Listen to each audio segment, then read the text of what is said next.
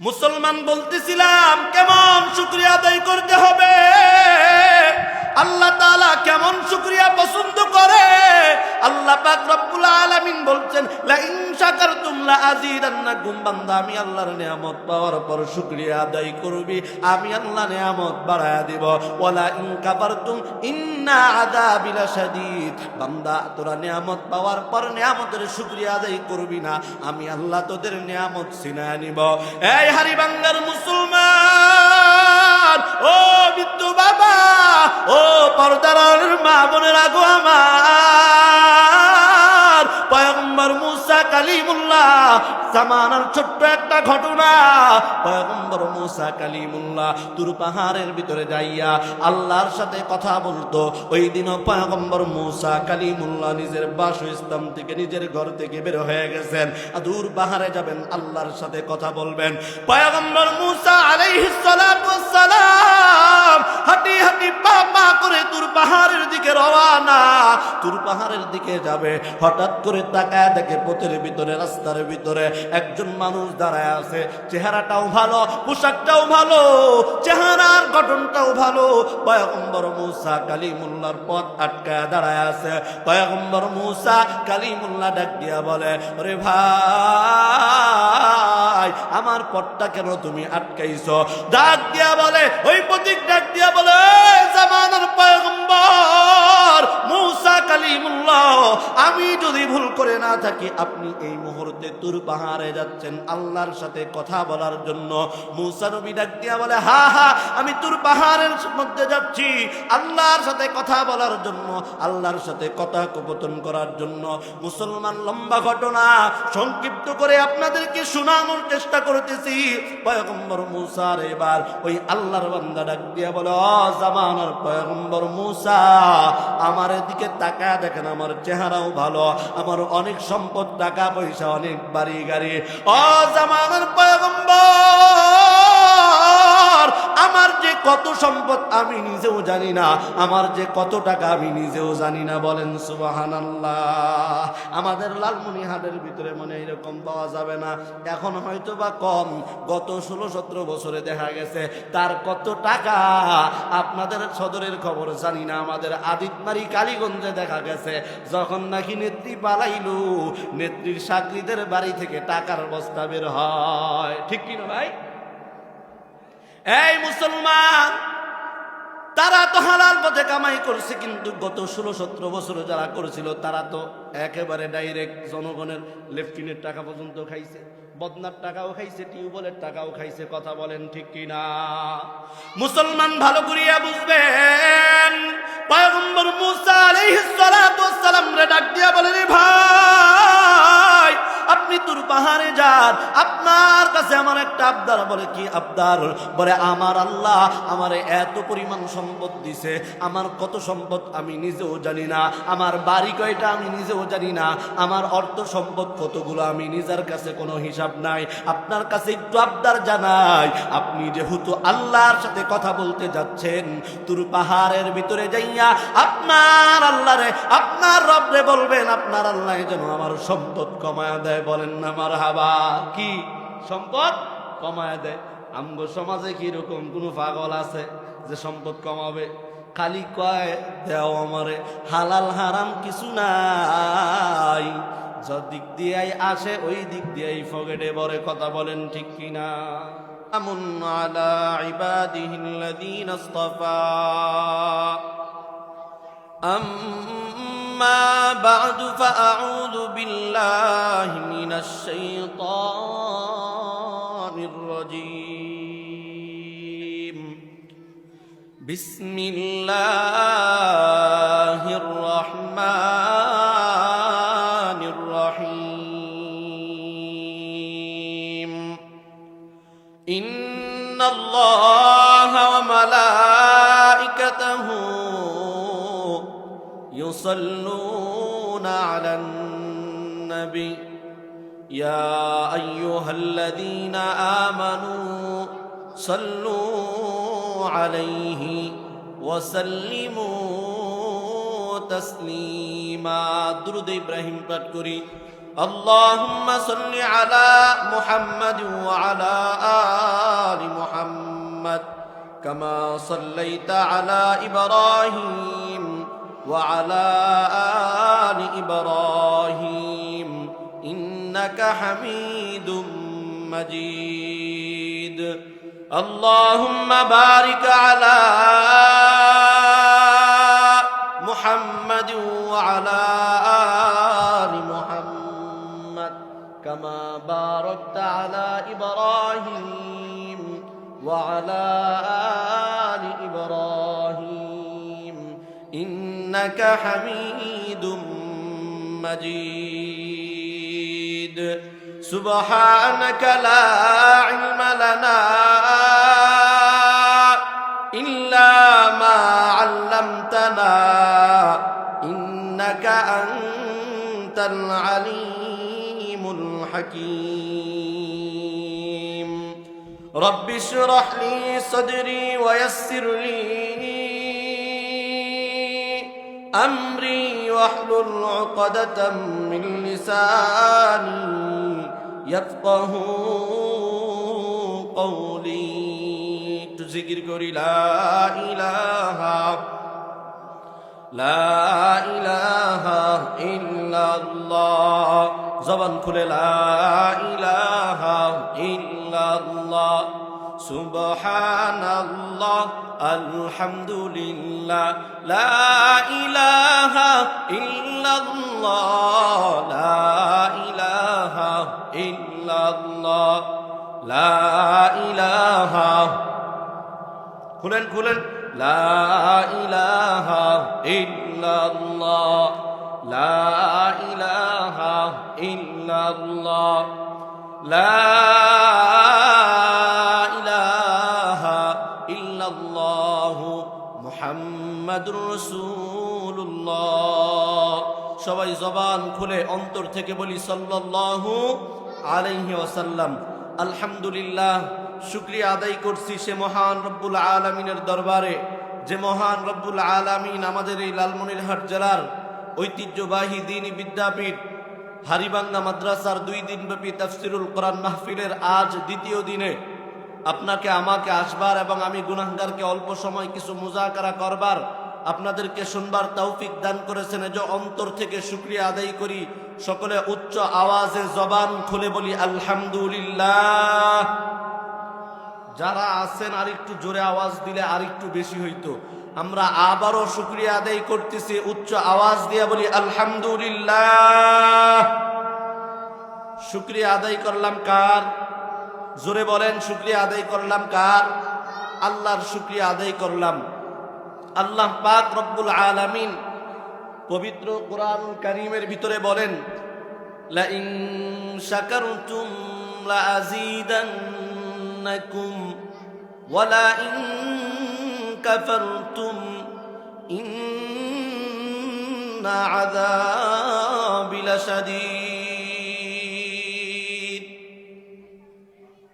আল্লাহ রব্বুল আলামিন বলেন লা ইন শাকারতুম লা আযীদান্নাকুম আমার যেই সমস্ত বান্দা বান্দি দুনিয়ার ভিতরে আমি আল্লাহর দেয়া নিয়ামত পাওয়ার পর নিয়ামত উপভোগ করার পর আমি আল্লাহর নিয়ামতের শুকরিয়া আদায় করবে আমি আল্লাহ রব্বুল আলামিন তাদের নিয়ামতকে বাড়ায়া দিব বলি সুবহানাল্লাহ ওয়ালা ইন কাফারতুম ইন্না আযাবি লাশাদীদ আমার যেই সমস্ত বান্দা বান্দি আমি আল্লাহ রব্বুল আলামিনের নিয়ামত পাওয়ার পর নিয়ামতের শুকরিয়া আদায় করবে না আমি আল্লাহ রব্বুল আলামিন তাদের নিয়ামতকে ছিনায় নিব শুধু নিয়ামতকে ছিনায় নিব না তাদের জন্য কাল কঠিন কিয়ামতের ময়দানে কঠোর শাস্তি জাহান্নামের ব্যবস্থা করে দিব বলি না আউযুবিল্লাহ লালমনিরহাট হারিবাঙ্গার মুসলমান বুঝে থাকলে উত্তর দিবেন আমরা যারা আছি আমরা কি আমাদের নিয়ামত বাড়াইতে চাই না কমাইতে চাই জোরে বলেন হ্যাঁ যেই কথা এই পিচ্ছি এই আমরা যারা সামনে আছি আমরা কি বাড়াইতে চাই না কমাইতে চাই সবাই বাড়াইতে চাই অনেকেই আবার বলবে হুজুর বলতেছেন আল্লাহ তাআলার নিয়ামত এই নিয়ামত কি খায় না মাথায় দেয় ঠিক না নিয়ামত কি খায় না মাথায় দেয় নিয়ামত আবার কি আল্লাহ পাক রব্বুল আলামিন বলে বান্দা নিয়ামত কি তুমি জানতে চাও নিয়ামত তুমি যে হাত দিয়া কাজ করো, যে হাত দিয়া খাবার খাও, যে হাত দিয়া তুমি ঘুষের টাকা খাও, যে হাত দিয়া তুমি সুদের টাকা খাও, ওই যে হাতটা, ওই হাতটা আমি আল্লাহর দেয়া নিয়ামত। বলেন সুবহানাল্লাহ। বান্দা তুমি যে পাটা দিয়া হাঁটি হাঁটি পা পা করে যায় গুনাহের কাজ করো, বান্দা যেই পা দিয়া হেঁটে হেঁটে তুমি যায় আমি আল্লাহর কুদরতি পায়ে সেজদা দাও, ওই পাটাও আমি আল্লাহর নিয়ামত। চিল্লায়া বলেন সুবহানাল্লাহ। বান্দা শুধু কি তাই, এই যে দুইটা চোখ, এই চোখ দিয়া আসমানের নিচে জমিনের উপরে যত সৃষ্টি দেখো, যত কিছু দেখো, সমস্ত কিছুই আমি আল্লাহ রব্বুল আলামিনের নিয়ামত। জুড়ে আওয়াজ করে বলেন সুবহানাল্লাহ।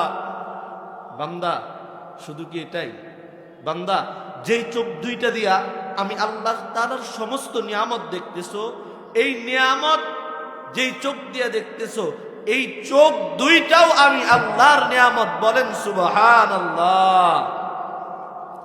এজন্য ভালো করে বুঝবেন, বান্দা তুমি যে খাবার খাচ্ছ, এই খাবারটাও আমি আল্লাহর নিয়ামত। বান্দা রিজিক দিচ্ছে, আমি আল্লাহর নিয়ামত। হায়াত দিচ্ছে, এটা আমি আল্লাহর নিয়ামত। সম্পদ দিচ্ছে, আমি আল্লাহর নিয়ামত। সন্তান দিচ্ছে, এটাও আমি আল্লাহর নিয়ামত। কথা বলেন ঠিক কিনা? ঠিক না? এজন্য যারা আছেন বুঝে থাকলে উত্তর দিবেন, আমরা কি আমাদের নিয়ামত বাড়াইতে চাই না কমাইতে চাই? সম্পদ বাড়াইতে চাই না কমাইতে চাই? টাকা পয়সা বাড়ি গাড়ি বাড়াইতে চাই না কমাইতে চাই? সবাই বাড়াইতে চান। কমাইতে চান এরকম কেউ আছেন? স্যার কমাইতে চান এরকম কেউ আছেন? কেউ নাই। সবাই চায় আমার বাড়ি একটা আরো একটা হোক। ঠিক কিনা বলেন? জোরে বলেন ঠিক কিনা? চায় আমার টাকা আছে 10 লাখ, আরো যদি 10 লাখ হইতো। সবাই চায় বাড়ুক, কেউ চায় না কমাইতে। কথা বলেন ঠিক কিনা?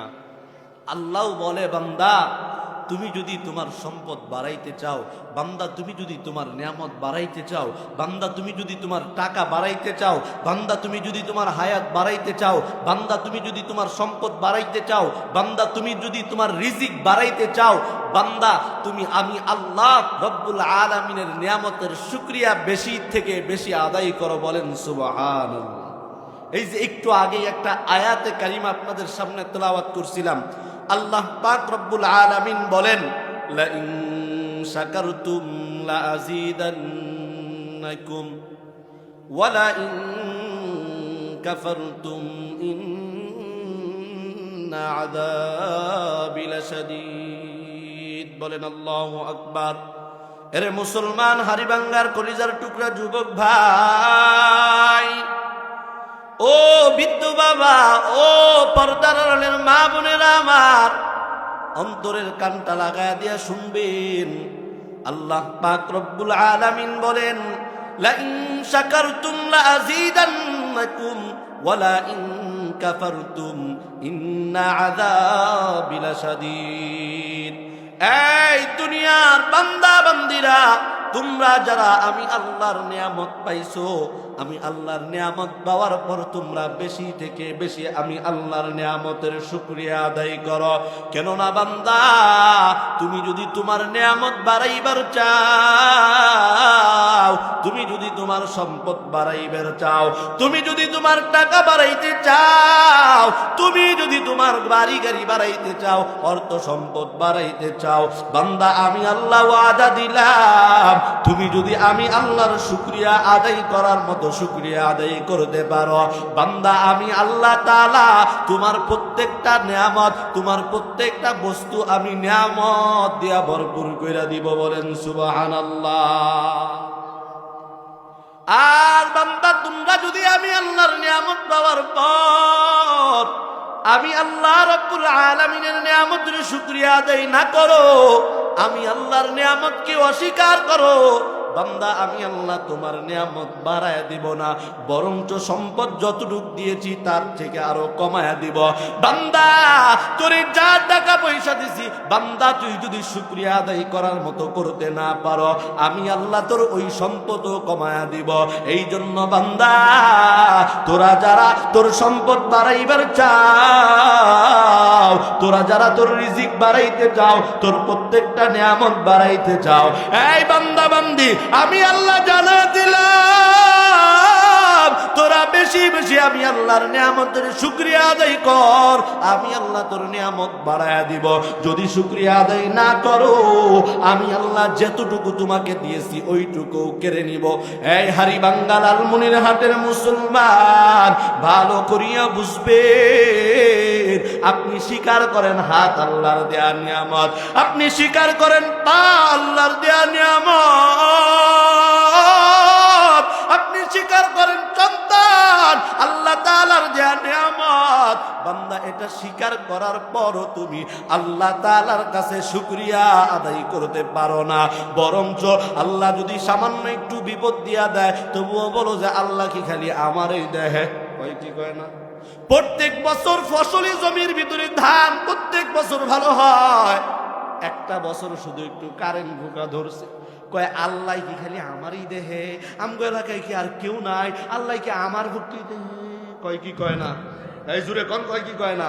যদি একটু রোগ বেশি হয়ে যায়, একটু জ্বর সর্দি কাশি একটু হাঁপানি বেশি হয়ে যায়, আমরা গরিব মানুষ, আল্লাহর কি চোখ নাই? বলেন নাউজুবিল্লাহ। আল্লাহ কি আমারই দেহে? আমি গরিব মানুষ, আমার চাইতে কত বড় লোক মানুষ আছে, আল্লাহ কি ওরে দেখে না? না মুসলমান, এটা আল্লাহর শুকরিয়া আদায় করা হলো না, বরঞ্চ আল্লাহ যে নিয়ামত দিয়েছে ওই নিয়ামতকে আপনি অস্বীকার করে দিলেন। মুসলমান, কেমন করে আল্লাহর নিয়ামতের শুকরিয়া আদায় করতে হবে? ছোট্ট একটা ঘটনা বলবো, জোরে বলতে হবে, আরো জোরে।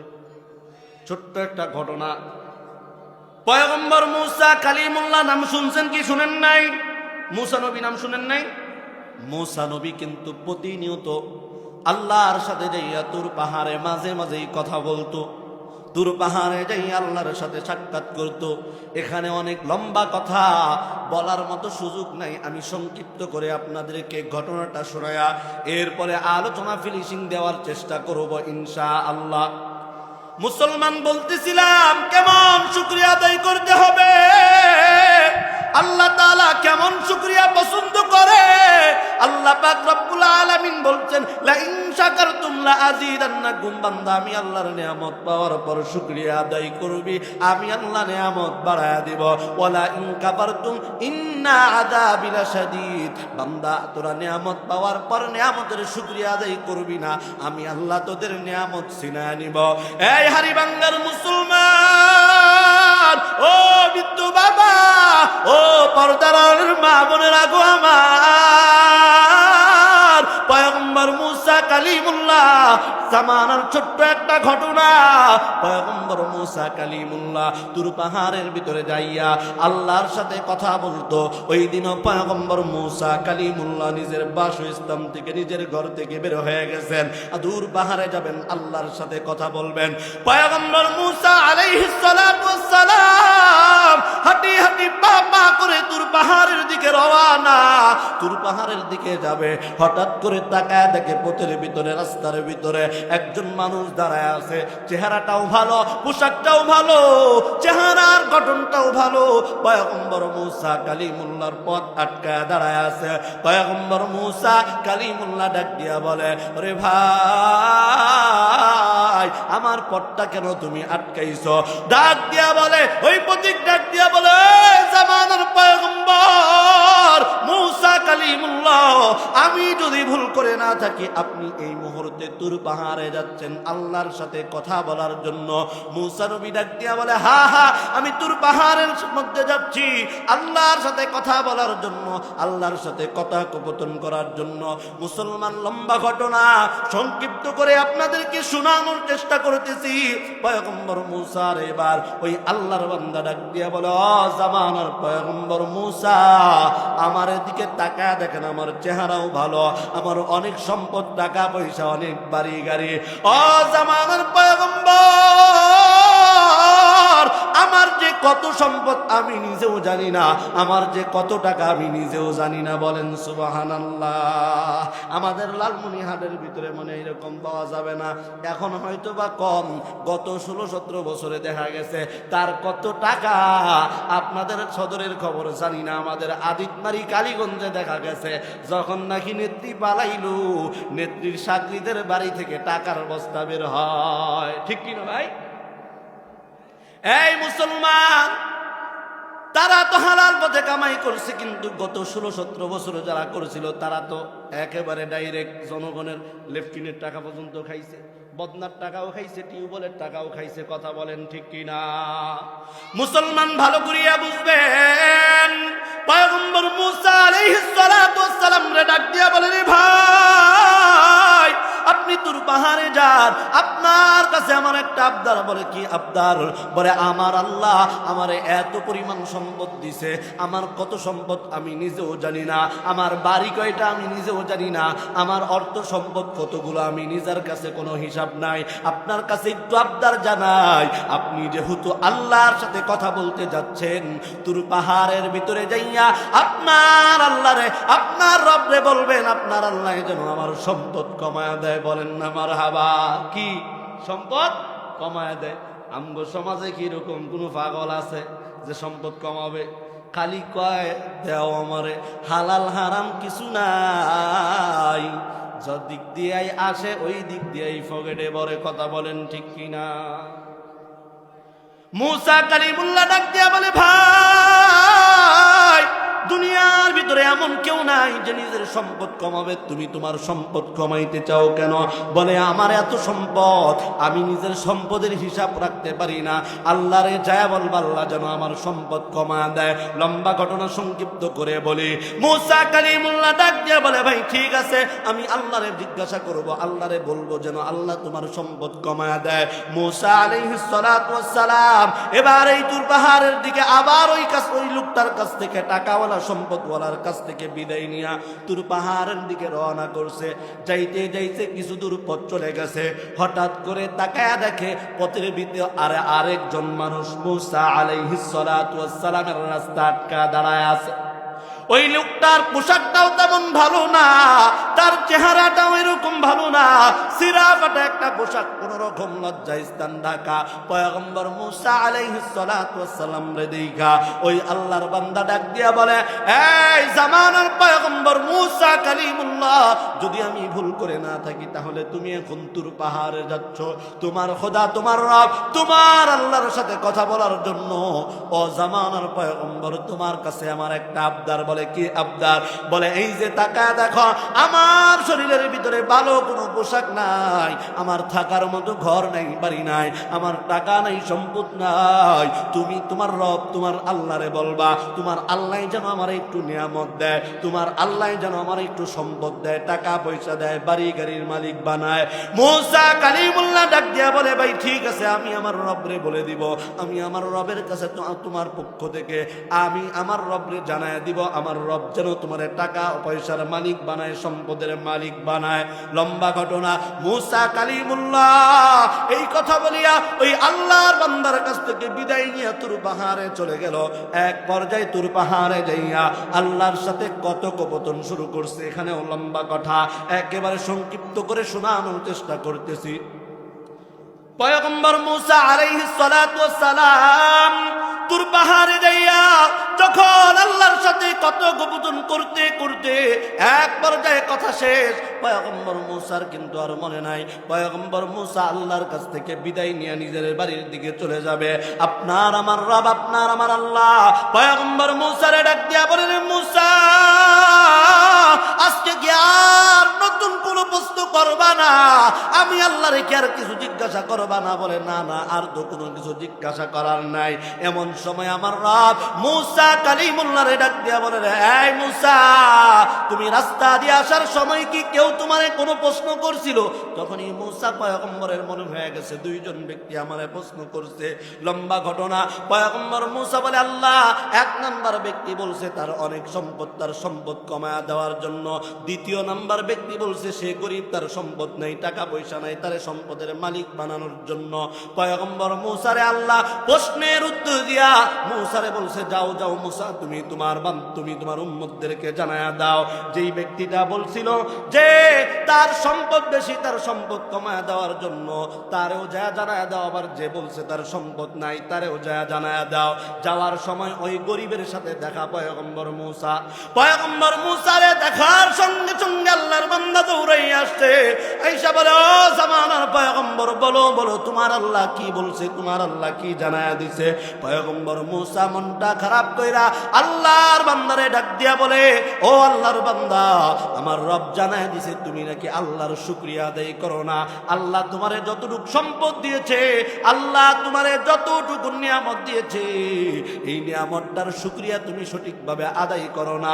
আল্লাহ বলছে তুমি আল্লাহর শুকরিয়া আজকে থেকে বেশি বেশি আদায় করো, আল্লাহ তোমার সম্পদ বাড়ায়া দিবে। পয়গম্বর মূসা বলার সঙ্গে সঙ্গে ওই লোকটা রাগ করিয়া বলতেছে না না ভাই মূসা, তোমার কোন আল্লাহর শুকরিয়া আদায় করব, আমি পারবো না তোমার আল্লাহর শুকরিয়া আদায় করতে। বলেন নাউজুবিল্লাহ। তোমার যেই আল্লাহ আমারে সম্পদ দেয় না, আমারে বাড়ি দেয় না, ওই আল্লাহর শুকরিয়া আদায় করতে পারবো না। 1 মিনিটের ভিতরে আমি ফিনিশিং দিব। মুসলমান গভীর মনোযোগ দিয়া শুনবেন। মূসা কালিমুল্লাহ তার কাছ থেকে বিদায় নিয়ে আবার বাড়ির দিকে রওনা। তখন যাইয়া বড় লোক টাকাওয়ালার সাথে দেখা। টাকাওয়ালা তার জন্য বিদ্যমান। মূসা কালিমুল্লাহরে যাইয়া বলে ও মূসা বলো বলো তোমার রব কি জানা দিছে, তোমার রব কি আমার সম্পদ কমাইতে চাইছে। ওই আল্লাহর বান্দা পয়গম্বর মূসা কালিমুল্লাহ আল্লাহর বান্দারে ডাক দিয়া বলে ওগো আল্লাহর বান্দা, তুমি নাকি বেশি বেশি আল্লাহর শুকরিয়া আদায় করো। খাইতে গেলেও মালিকের শুকরিয়া, ঘুমাইতে গেলেও মালিকের শুকরিয়া, হাঁটতে গেলেও মালিকের শুকরিয়া, চলতে ফিরতে সব সময় নাকি আল্লাহর নিয়ামতের শুকরিয়া বেশি বেশি আদায় করো। এজন্য আল্লাহ পাক রব্বুল আলামিন তোমার প্রত্যেকটা সম্পদের ভিতরে নিয়ামত দিয়া ভরপুর করে দিছে। আল্লাহ জানায়া দিছে তুমি যদি তোমার সম্পদ কমাইতে চাও, টাকা পয়সা কমাইতে চাও, আজকে থেকে তুমি আল্লাহর শুকরিয়া আদায় করা বন্ধ করে দাও, আল্লাহ তাআলা তোমার নিয়ামত কমায়া দিবে। আল্লাহর বান্দা দুইটা চোখের পানি ছেড়ে ডাক দিয়া বলে রে এই জামানার পয়গম্বর মূসা, যেই আল্লাহ আমার এত সম্পত্তি এত টাকা দিল, আমি কেমনে ওই আল্লাহর নাফরমানি করি, কেমনে আমি ওই মালিকের নিয়ামতের শুকরিয়া আদায় না করে থাকি। না না আমি পারবো না। আমি যত টাকা হোক, যত বাড়ি হোক, যত সম্পদ হোক, সব সময় আমি মালিকের নিয়ামতের শুকরিয়া আদায় করবই করব। এজন্য মুসলমান আমরাও যদি আমাদের নিয়ামত বাড়াইতে চাই, সম্পদ বাড়াইতে চাই, টাকা পয়সা বাড়াইতে চাই, বেশি থেকে বেশি মালিকের শুকরিয়া আদায় করা লাগবে। কথা বলেন ঠিক কিনা? খাইলেও শুকরিয়া আদায় করতে হবে, না খাইলেও শুকরিয়া আদায় করতে হবে, অসুস্থ হইলেও শুকরিয়া আদায় করতে হবে, সুস্থ থাকলেও শুকরিয়া আদায় করতে হবে। কথা বলেন ঠিক কিনা? আল্লাহ পাক রব্বুল আলামিন সর্বদাই ওই আসমান জমিনের মালিক, যেই আল্লাহ আমারে আপনারে এত সম্পদ দিয়া ভরপুর করছে, ওই আল্লাহ রব্বুল আলামিনের শুকরিয়া বেশি থেকে বেশি করে কবরে যাওয়ার তৌফিক দান করুক। 5 ওয়াক্ত নামাজ আদায় করে সঠিক হুকুমগুলো আদায় করে কবরে যাওয়ার তৌফিক দান করুক। আওয়াজ করে বলেন আমিন। ওয়া আখির দাওয়ানা আনিল হামদুলিল্লাহি রাব্বিল আলামিন। আসসালামু আলাইকুম ওয়া রাহমাতুল্লাহি ওয়া বারাকাতুহু।